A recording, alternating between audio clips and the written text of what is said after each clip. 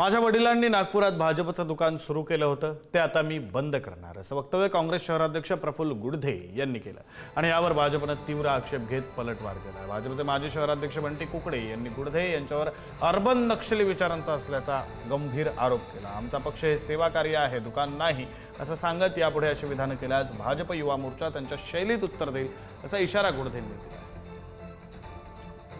भारतीय जनता पक्षाचं नागपुरातलं दुकान माझ्या वडिलांनी सुरू केलं, ही गोष्ट खरी आहे की माझ्या वडिलांनीच ते दुकान सुरू केलं होतं। ते पहिले आमदार नागपूर जिल्ह्यातून निवडून आले होते।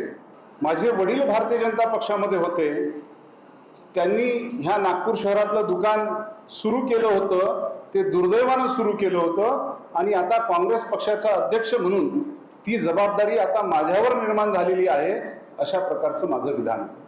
काही दिवसापासून एक नवीन प्रदेश अध्यक्ष, शहराध्यक्ष, नवनियुक्त शहराध्यक्ष झाले आणि त्यांनी पदग्रहण सोहळ्यामध्ये म्हटलं की माझ्या वडिलांनी भाजपाची दुकान सुरू केली आणि आता ही दुकान मी बंद पाडणार।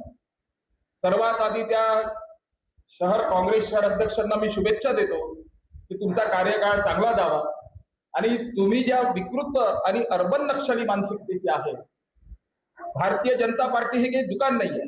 त्यांनी जो आरोप केला आहे की बहुजन समाजाला कुठेतरी संपवण्याचा कट भारतीय जनता पार्टी करते आहे किंवा हे करताय, याचं भारतीय जनता पार्टी 100% खंडन करते आहे।